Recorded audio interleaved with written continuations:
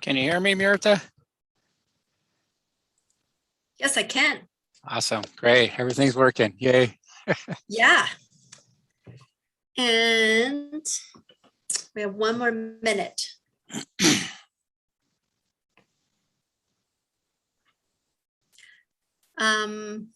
Ashley, are we good to go in your end? Yes, we are. Okay. All right. It is 1 p.m. So I'm going to call the Public Works Committee to order.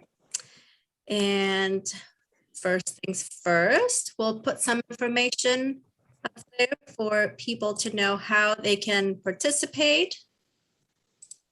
Thank you. So we continue to meet via webinar. This would be my pitch for everyone to get vaccinated if you haven't. That way we'll see each other in person sooner rather than later. If you are joining us via Zoom, please know that you can let us know if you want to provide public comment by raising and lowering your hand. If you are joining us by phone, you can do that by pressing *9 and *6 to mute and unmute. You can always call and leave a voicemail for City Council by calling 406-552-6012. And you can email us at council@ci.missoula.mt.us. And these meetings are recorded, so if you can't join us, you can always watch them later. And with that, Ashley, if we could get a roll call for attendance, please. Anderson? Becerra? Present. Contos? Here. Harp? Hess? Present. Jones? Present. Merritt? Present. Ramos? Cheryl? Present. Vasika? Present. Von Lossberg? West? Thank you. Anderson's here. Okay, thank you. Thanks, Ashley. And we have minutes to approve from October 27th. Are there any changes to those minutes? Okay, seeing none, those will stand approved. We'll do a quick check for public comment in case anyone wants to provide comment on items not on the agenda. We don't have anyone from the public to comment. So we will move right along to our first item, and that is an informational update from Mountain Line. And Monty, will you be introducing this item? Yeah, so Corey Aldridge, Mountain Line CEO and General Manager, is here today to present an update on what Mountain Line's been up to committee. So I believe Corey's here and present. So I'll turn it over to Corey. Corey, go ahead. And good to see you. Great. Thank you very much. Appreciate that. So I am Corey Aldridge. I'm the CEO and General Manager here at Mountain Line. I also have Shanti Johnson, our communications and outreach specialist, with us as well to help. So we just wanted to meet and give you an update on what Mountain Line's been up to and what we have planned for the future, and talk about some of the needs that we do have, and what challenges we are faced with right now. I don't know who has, oh, yep, thank you. So we want to talk about one of our biggest projects that we've done is our bus stop improvement project that is underway, and talk about upcoming expansions and then our pressing needs on that. Probably the biggest thing to start off with is, thanks to the community and the support that we received from Missoula, Mountain Line was selected as the 2021 Transit System of the Year for North America. So it's a really big accomplishment, and this just acknowledges all the work that's been done to move public transportation forward in Missoula. And then I'll introduce myself. My name is Shanti Johnson, and I do outreach and communications for Mountain Line. And to jump in with some more highlights, I think 2020 feels like the longest year ever, and 2021 has really flown by. But there's been some marked celebrations that we've had here at Mountain Line. We really took the national stage in a lot of ways, like Corey mentioned, with our national award, which we're really honored to receive. But we also received some commentary from Secretary Buttigieg earlier this year, who commended us publicly, nationally, for our COVID-19 vaccine locations map.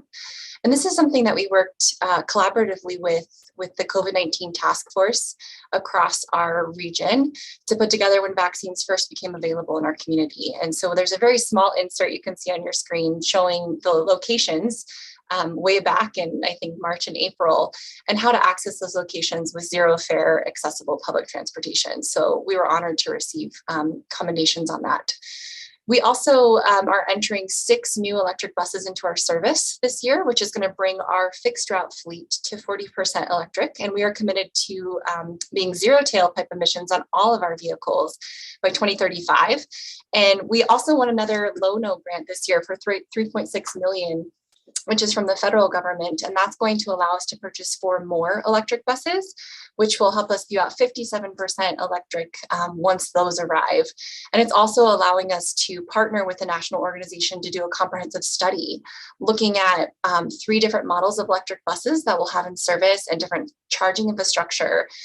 Mountain Line's really at the forefront of transitioning quite rapidly to electric compared to other transportation associations across the United States. And there's really no handbook. We learned a lot by doing, and there's things we wish we would have known. And so we want to help write the handbook for other agencies looking to make that transition. And part of this low-no grant is going to help with that research to provide a foundation for other agencies. We also won the Montana Transit Association Safety Award, which means we only had 2 preventable accidents, which were very minor, out of almost 1 million miles in 2020. So we're really proud of the dedication to safety that our team on the road holds themselves to. And then the final thing that we just wanted to highlight was every year we set aside some funding for events, for showing up to community events and doing things like that. And in 2020, we had nowhere to invest those funds. And so we thought the best way to invest those back into our community would be a public art installation. So we partnered with the City of Missoula Public Art Committee, and we were able to put out a public art call, which eventually was answered by a young Indigenous artist, Stella Nall. And she tackled this really tricky location on the outside of our transfer center downtown, which has some pillars and beams. And she completed that installation this summer. So there's more information about her symbolism. It's marrying Mountain Line's commitment to sustainability with some of her Indigenous culture and artistic whimsy, I think is how she would say it. So we're really delighted to bring that color to downtown. And then, like Corey said, I wanted to give an overview about our bus stop improvement project, which is the largest project that Mountain Line has really ever undertaken. And it's like it sounds, it's really looking at our bus stops across our system. And there's 3 key goals. The first goal is to improve safety. So when we were founded in the 1970s, we moved forward without ever really taking a second look at bus stops and where they were. And our community has grown so much since we were, first put service on the road. And so some places that we had bus stops are no longer as safe as they used to be for serving pedestrians. So for example, there's some bus stops that are on the near side of an intersection where when pedestrians are using the crosswalk, the bus is prohibiting visibility. So we're going to move them to the far side of the intersection. So there's some simple changes like that. We're also looking to increase accessibility of our system and to maximize efficiency. And I'll talk about that here as we go on different slides. But first, I want to just give a little background. This is a huge project, and we've been working on this for the better part of a decade. We started looking at our comprehensive system of stops way back in 2012 with our long-range transportation plan, and really started to plan the improvements for our bus stops in 2015, which led to receiving funding at the federal level through a build grant in 2018. That launched us into the design phase of our plan and public input. We've garnered that in 2019, and then we broke ground last year. So that was really exciting after almost a decade of work to finally be in the implementation phase last year. We expected to be done with phase 1 last year. Unfortunately, our contractor went bankrupt in the middle of our project. So we are a little bit behind, but we hope to start construction again this spring and complete phase 1 next end of summer. So what are we actually putting on the road and what are we doing? We're looking at the routes 1 and 2 as phase 1. So those are our highest ridership routes. They're also, served by other routes like the routes 12 and 6 and 7. So there's some crossover, but it's our most dense population of riders. And so we have enough funding to really upgrade the infrastructure at those stops. So we'll be adding, which you may have already seen, new bus stop shelters, new seating infrastructure. Like you can see here in the picture, these are little semi seats that offer more comfort for riders while they're waiting. We're also adding 68 more accessible boarding and alighting areas, and this is meeting that goal of accessibility. So all of Mountain Line's vehicles are 100% ADA accessible, but not all of our stops are. So there are people who could, successfully navigate the bus with their mobility device, but maybe can't access it from wherever they need to get on. So these are these large concrete pads that you're seeing going in around Missoula that makes them more accessible. We're also adding more trash receptacles, again, more seats, and then to meet the goal of efficiency, we're actually reducing our total number of stops by about 100. And this sounds really dramatic, but if you start to look at our whole comprehensive system, like I said, we added bus stops, but we haven't really looked back and taken out bus stops that either don't need to be there or they're redundant. So I think looking at the university corridor is a great example where you have a bus stop, a block, a bus stop, a block, a bus stop. Well, that takes away from how quickly we can serve riders by stopping every other block. So by removing that middle stop, we're becoming more efficient, but people still have access within about a 5-minute walk of another stop. So we do have a comprehensive map that if you are interested, you can dial down into specific stops, what you can expect to see. Is it getting a seat? Is it getting a shelter? Is it moving locations on our website? For phase 1. And then phase 2 of this project looks at all of the other routes in our district. And really the biggest change that will be noticeable is signage.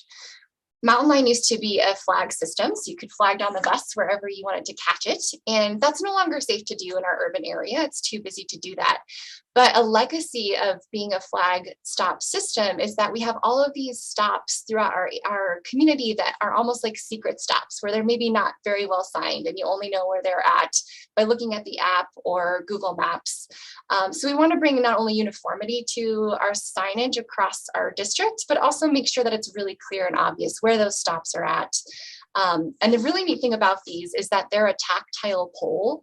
So they're actually octagonal in shape. So if you feel them, they feel different than any other pole in our area. So that's another effort to make our system more accessible.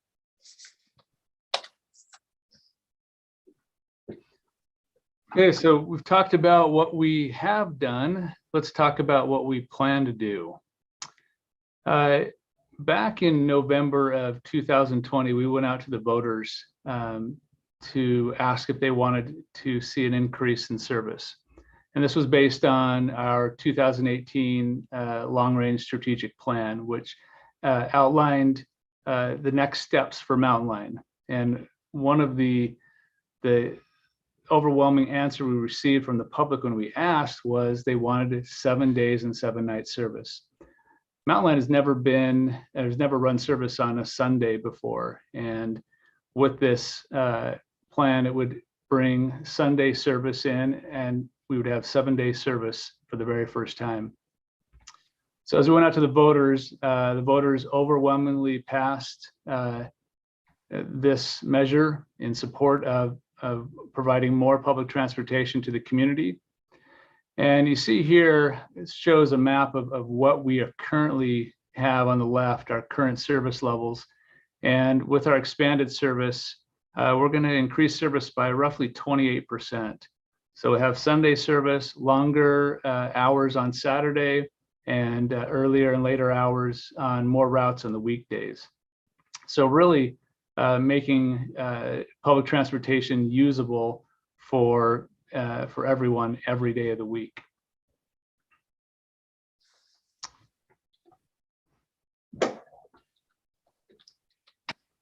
So in addition to asking voters, if they're ready for more service on the road, we also wanted to talk to voters about Xero fare. So we went out in 2015 and secured partnerships with the city, with the county, with local area businesses to initially pilot what was supposed to be a 3-year demonstration project to see how Xero fare service could benefit our community. And after the first 3 years, we succeeded beyond our wildest dreams. We saw ridership increase nearly 70%. We surveyed riders and there was a lot of community pride. We gained and grew our partnerships and renewed partnerships for another 3 years to enter our 6th year of demonstration in 2019. or 2020, I believe, and this is our 7th year. And so we were really looking at this in 2020 saying, okay, well, with this pilot project, it was never set up to be in perpetuity.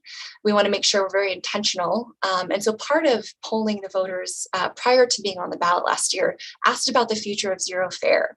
And overwhelmingly, our community is very proud to have a Xero fare system. Mountain Line was one of the first to really dive in and to go Xero fare for everybody in the community. We're seeing a lot more transit agencies doing that. We're getting a lot of calls here at Mountain Line about how we did it. And one of the lessons that we're passing along is that it's so beneficial for all involved to have these strong community partnerships. So we want to thank the city for its partnership over the last 7 years. And we also wanted to be intentional about noting that this wasn't ever set up to be in perpetuity. And so part of the ask last year was asking voters if we could incorporate Xero fare into our operations budget. Historically, it's been outside of that budget, and we did receive approval for that. So we will be transitioning the financial portion of Xero fare, but we will continue Xero fare service moving forward. So thank you so much for making that happen. And we've been communicating with the mayor about some of these changes, and we'll continue to keep you updated as we transition that program. So when we went out to the voters in November of 2020, we envisioned, our board of directors and staff, we envisioned that the pandemic would end in the spring and everything would go back to normal. Never did we imagine that we would see the additional challenges that we're faced with as a community. And number one being affordability, and number two being a lack of workers. It's amazing how every business, every business in operation is short on employees, and everybody's hiring. And that challenge, in order for us to put out this additional service, we need to hire an additional about 25 more operators in order to be ready for the service level that we need to be. Right now, we can't even put out, the 100% level of service that we currently have. We have running a slightly reduced service because of a lack of operators. The operators we do have are awesome, they're great, but we've been working them hard, and we see that that's not sustainable for a long period of time. So we're working on a plan of how we can increase our recruitment and allow us to put the additional service out on the streets. In addition to that, we started a facilities master plan about 3 years ago. We're on a facility that's about 2.2 acres, and we're landlocked by the railroad, by the climbing gym, by housing on the backside. There's nowhere for us to grow. Based on our needs assessment for the next 40 years, we really need to be on 8 to 10 acres. So we're cramped, to say the least. We are just kicking off now a remodel within our current building, just to move walls around to try to make more space. It's not increasing our footprint, but it's making it so that we have a little bit of breathing room until we can find property. So we've been looking at a location, trying to find property that's somewhere close to where we currently are, that keeps us within a close proximity to downtown, to our main hub, our transfer center. And one of the areas that has really risen to the top is the North Scott Street area across the tracks from us. And the city has indicated, some desire to, if we can co-locate or locate nearby, that we could have some shared services. But our needs are pressing. We can't wait much longer before we need to have property purchased. And our other option, if not North Scott Street, really is to move out towards the airport. And by moving that farther distance away, it will increase our operating costs, our deadhead costs. So instead of being able to put that funding into service on the streets, the funding will go to the cost of wages and fuel and maintenance for the distance between our facility and our main hub. So it really is financially really important for us to be able to be close, especially in the North Scott Street area, because there are parcels there, and there is opportunity. And right now, we can do our service expansion that the voters approved, but we can't do anything beyond that. We are just playing out of room. We don't have room for more vehicles. We don't really have room for additional employees. And right now is the time for us to be ready for that. If this transportation package that has been sitting in Congress for a long time, if it ever does pass, there will be a great opportunity for funding. I think probably one of our best opportunities that we're going to see to receive funding for building a facility. And so if we miss out on that opportunity because we don't have property, that'll be millions of dollars that could have come into Missoula but can't, because we can't utilize those. We have been working with for the past 7 years with the MRA and with the city, our MPO, with our county on Brook Street, trying to come up with a plan to revitalize Brook Street. And if that vision ever comes to be where we have the funding, we can't do anything about it until we have a new facility. We're stuck there. And I see public transportation and housing affordability are interlinked together. And if we have a community that has a strong public transportation system that allows people to get around where they need to go and has a good frequency, then the need for car ownership goes down. And so a home that typically would have 2 cars, maybe would have 1 car or no cars at all. So in order for us to continue to play this role of creating equity and affordability, we have to have a new home. And I don't know that I can emphasize that enough, of how important this next piece is for us, for our future of Mountain Line. So That's with it. that, yeah, I'll stop sharing my screen. Yep. So if you have questions, comments, we'd love to hear. We'd love to talk about anything you have on mind. Thank you, Corey, so much and Shanti for the presentation and sharing just how busy you guys have been. You have accomplished a lot, and I just want to say congratulations on getting the recognition that you have.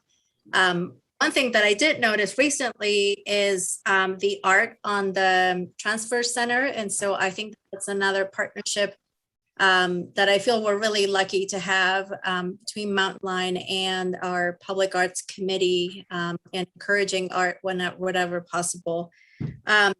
I was wondering if you could touch on how Xero Fair has helped leverage funding from the state and the federal government, because I think that's an important piece that a lot of times people don't realize is a benefit of having Xero Fair. Absolutely.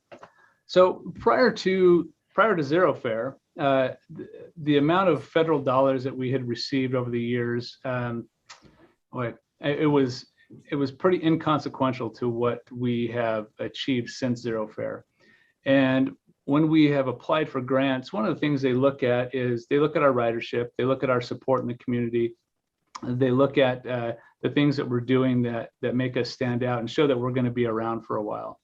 Xero Fair has been instrumental in our successful grant applications that we've had, showing that if you do remove fares, that it does increase ridership, that it allows people to get around where they need to go.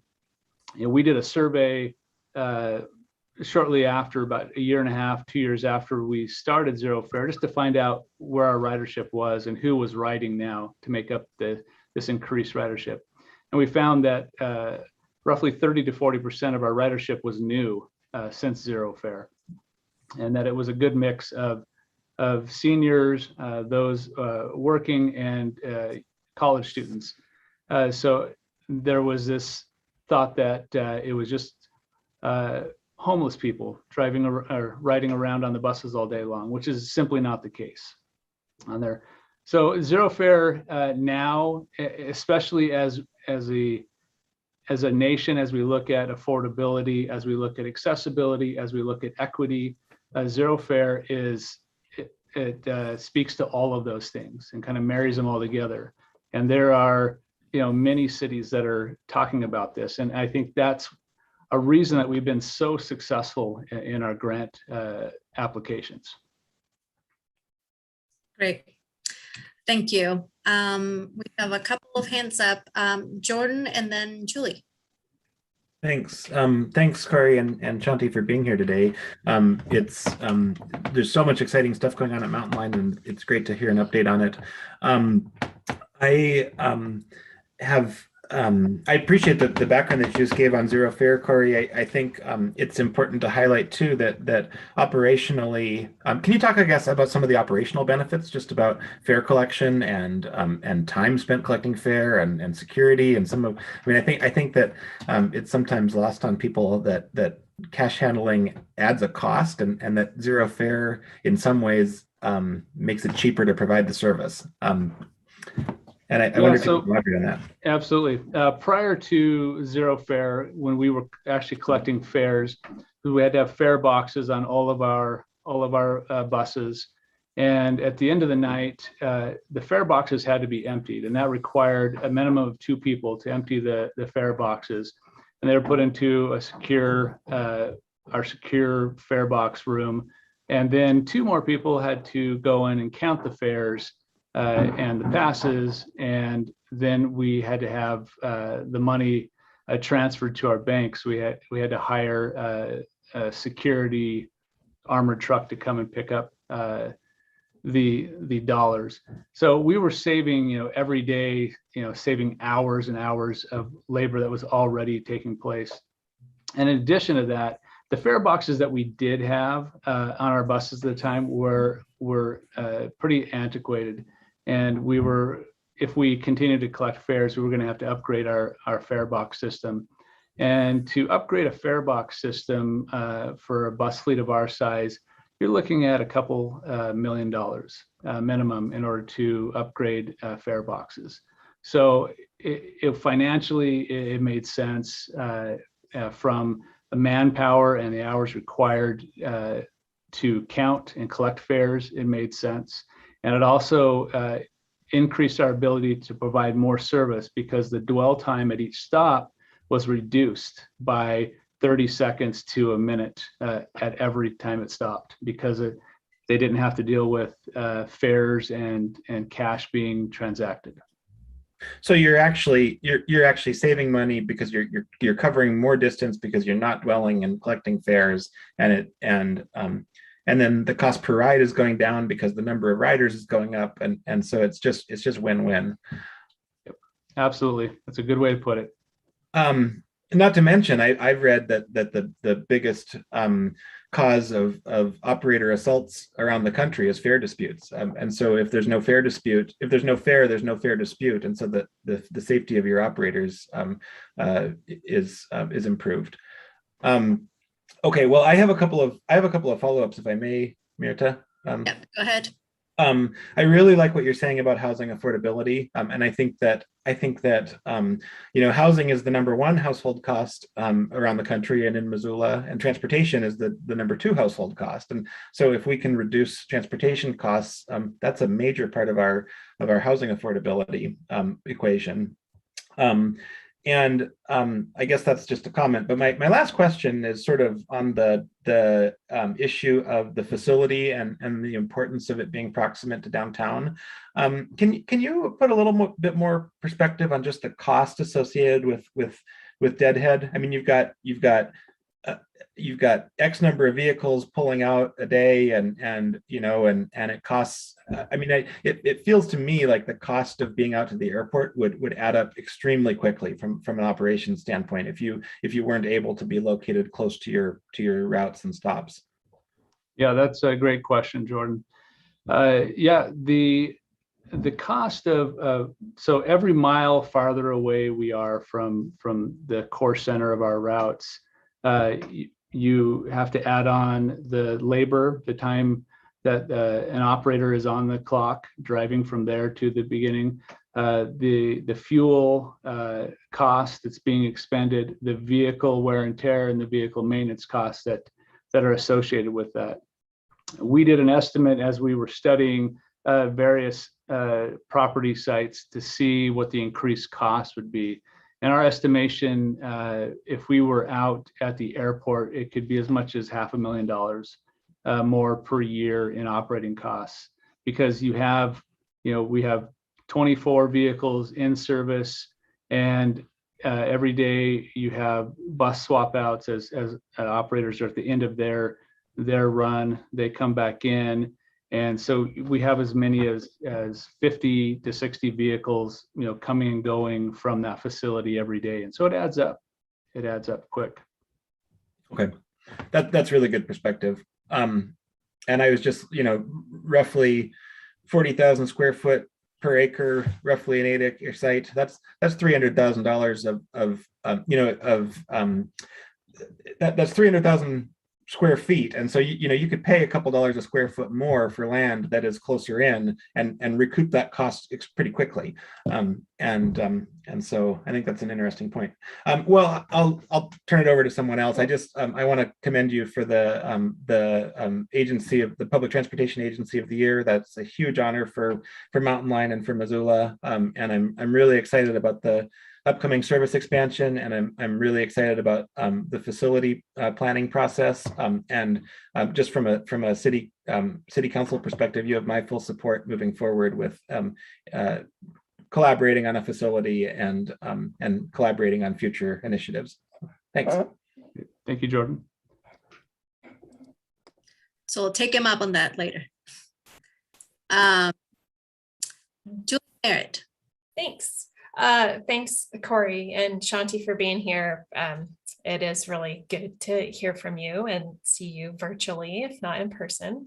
And I want to thank Jordan too for his knowledge in this area and asking questions that I don't even know enough about the process to ask. I think that's really good to point those things out. And I was thinking about the security factor for drivers when they're not collecting any money, then I can totally understand how that is just a security issue that they don't have to deal with because they don't have any money. So nobody's going to try and take it from them. I was wondering though, I just had a thought when you mentioned the as with so many other businesses that you're needing more employees. And I think that the beach transportation and the school district are in the same boat. And I wonder if there's any overlap or any opportunity to make a coordinated push between those two, between Mountain Line and Beach, to get more drivers. I've always wondered how, like for the school system, how they get anybody to do that job when it's just a couple hours in the morning and a couple hours in the afternoon. But I don't know if that thought has ever occurred to anyone. It's a great question, Julie.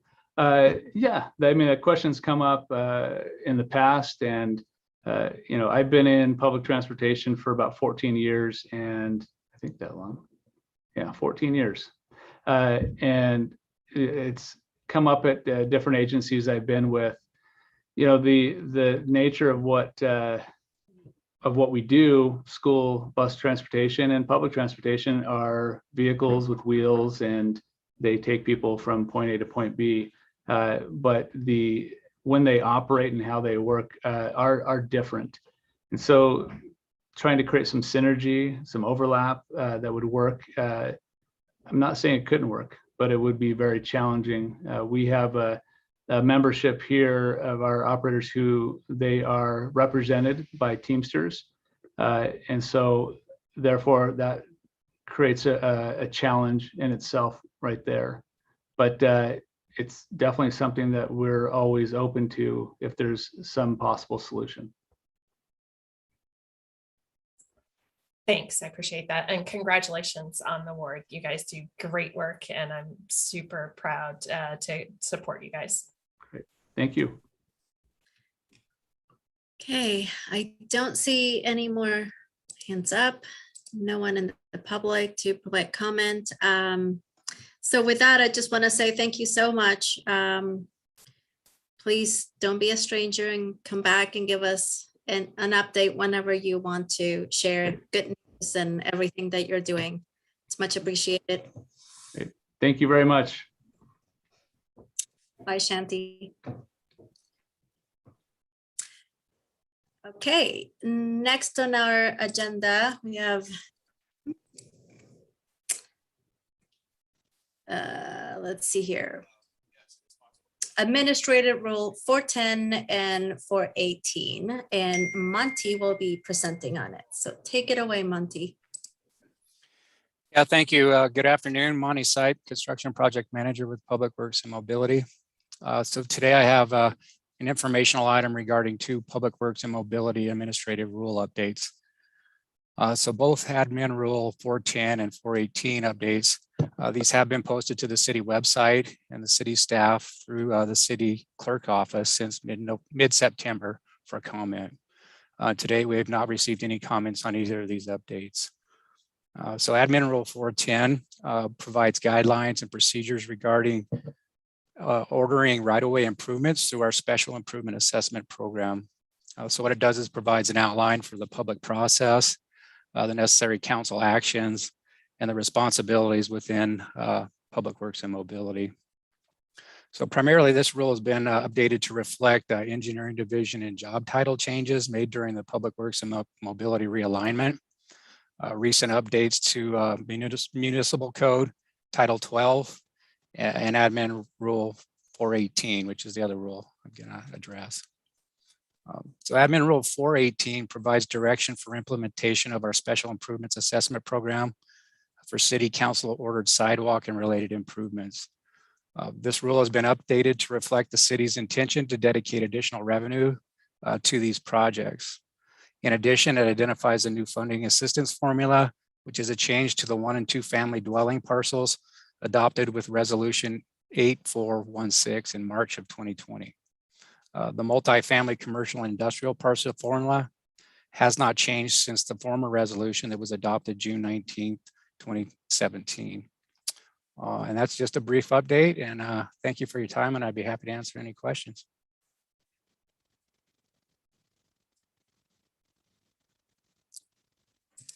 Thanks, Monty. I was muted. Any questions? Stacy? Thanks so much for this presentation. So I guess, are we going to have a follow-up? I know this is an informational item only, but in regards to the formulation that we have when we put in sidewalks, I know that we are changing part of that to maybe take some of the burden off some of the homeowners who are adjacent to these sidewalk projects. So wondering when we'll hear more about that program as hopefully concrete prices go down and we're able to restart this project again. So that was all kind of formalized with the most recent resolution update.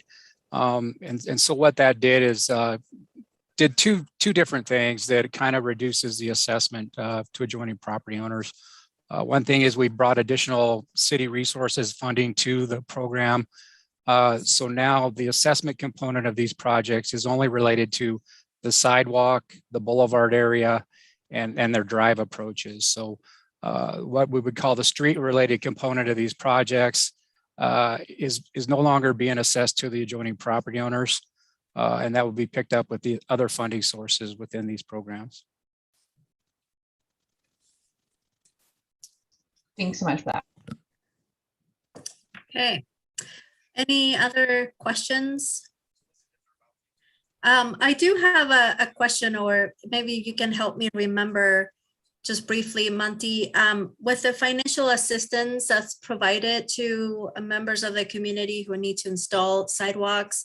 I believe that we have a time period of either 8, 12, or is it 16 years for payment of that. What makes that determination? Is it based on some application? Is it something that the person requests, or is it granted by the city based on a certain criteria? Yeah, that's kind of part of our formal notification process with any assessment related project. So if it has an assessment component to it, we have a pretty structured format. So we would bring, we send out a notice letter, what we call letter one, provides information on when this is going to go to city council to consider the resolution on the order. And then letter two, if in fact council does determine to order the project via resolution, we would send out letter two, inform property owners adjacent to the project of that, and it would include information on different options for payment. And we actually send out a reply for them and try to garner that information up front. So at that time, they have an option to elect an 8, 12, or 20-year term. That would be an assessment term, and that rolls in on their tax statements on a biannual basis, or they can elect to pay cash at the end of the project. And we also have a low-income deferral program that is kind of based on HUD qualifications. And if they meet certain criteria, they can defer that whole amount, typically until the time of the sale of the home. Great, thanks. Gwen. Thanks. Monty and I have spent a lot of time talking about sidewalks over the years, so good to see you again, Monty.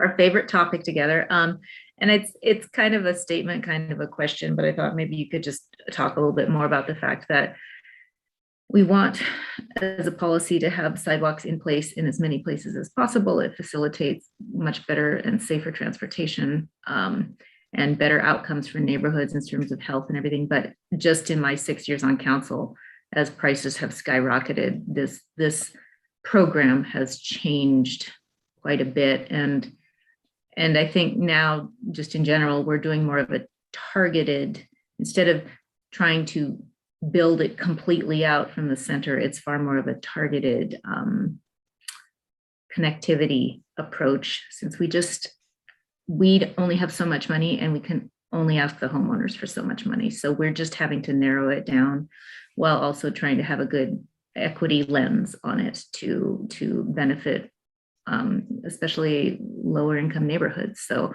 I don't know, I think it's always good to kind of scope out a little bit. If you could just, if you're comfortable speaking to that a little bit, just how it's changed over the last few years. Sure. So, several years ago, we adopted our pedestrian facilities master plan that did a lot of looking into various aspects of our community and locations, and identified, primary corridors and stuff that we should be looking at, connectivity, social economic aspects of that, and social equity, which is kind of fallen into our ranking process in our 5-year CIP, now. So we've kind of revamped the ranking process for community improvement projects to kind of target needs where they should go. We're looking in coordination with other programs through transportation planning, like the Greenways program. We're always looking to partner with utility projects and other infrastructure projects that may be on the list to try to pool resources and so forth. So yeah, we're primarily looking at linear projects, primarily as the ones that tend to rank higher versus the area-wide neighborhood projects that we used to kind of focus on. And that's looking at connectivity, getting people from point A to B to necessary facilities and so forth. So, yeah. And follow up. Please. Thanks. Yeah, I think that helps kind of sketch out where we are at this point as this program evolves. And I always like to point out, I do think that schools are magnets, and having those sidewalks connecting to schools is just huge on so many levels. And that definitely is a component that's part of the analysis. But I love seeing kids walk to school. It's great. But thank you for all your work. These are it's a hard job. And as the resources get thinner, I appreciate all the work that you do. Thank you. Thanks. Yeah, I was just gonna mention that I'm working with Invest Health is also something that we have seen in terms of targeted infrastructure development. And I also think it's important to recognize that some TIF funding goes into putting sidewalks around different neighborhoods. So different tools and programs and mechanisms that we have for completing the system. When your hands up, but I'm assuming that's right before. Okay, sorry. Okay, we don't have anyone in the public to provide public comment. And no more questions for Monty from council. So with that, thank you so much, Monty, for bringing this to council. Yep, thank you. Okay, and that is all we have, I believe. I just want to take one moment and say thank you to everyone in the community who ran for city council. It is not an easy thing to do. So much appreciated that you put yourself out there. And to my ward mate, Jordan Hess, congratulations. Lucky to serve with you a few more years. And Stacy Anderson, thank you and congratulations. Okay, and with that, we would be adjourned. Thanks, everyone.